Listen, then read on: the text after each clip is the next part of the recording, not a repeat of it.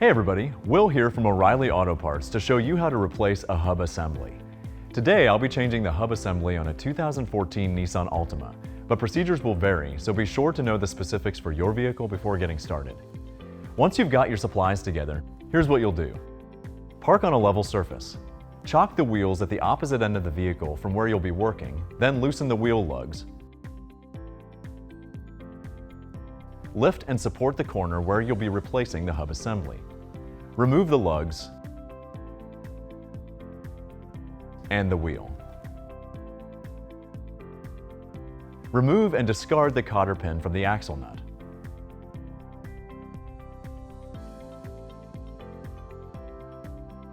Remove the nut retainer. Use a breaker bar and axle nut socket to loosen and remove the axle nut. Have a friend step on the brake pedal to keep it from spinning if needed.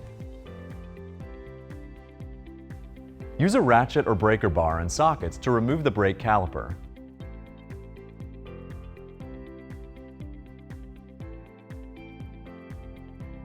And hang it out of the way, making sure there's no pressure on the brake hose. If your caliper is in a bracket, both the caliper and bracket will need to be removed. Remove the rotor. If there's a wheel sensor bolt, remove the bolt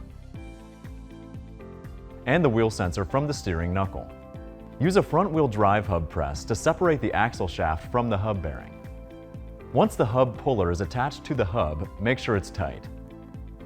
Use a 3/4 inch or 19mm wrench or ratchet and socket to turn the shaft clockwise and apply pressure to the axle shaft until it's pressed all the way through the hub.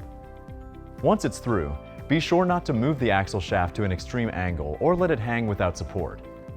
Use a breaker bar and sockets to loosen and remove the hub and bearing assembly bolts. Remove your splash guard if needed.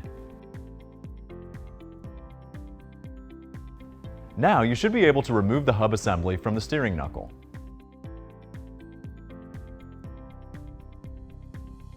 Install your new hub assembly to the steering knuckle, making sure to align the cutout in the sensor rotor cover with the wheel sensor mounting hole. Reinstall the hub and bearing assembly bolts,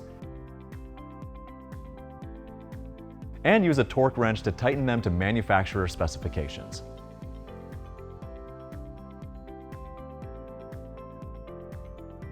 If you removed your splash guard, you can reinstall it now.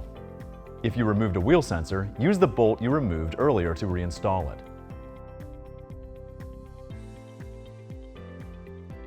Reinstall the rotor. Reinstall your caliper or caliper and bracket and tighten the bolts to manufacturer specifications. Don't forget to remove your caliper hanger. Reinstall the axle nut and tighten it to manufacturer specification. Have a friend put a foot on the brake pedal if needed. Install a new retainer and cotter pin on the axle nut.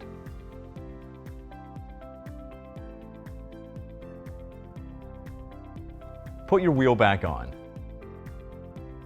and tighten the lug nuts until the wheel is flush against the rotor.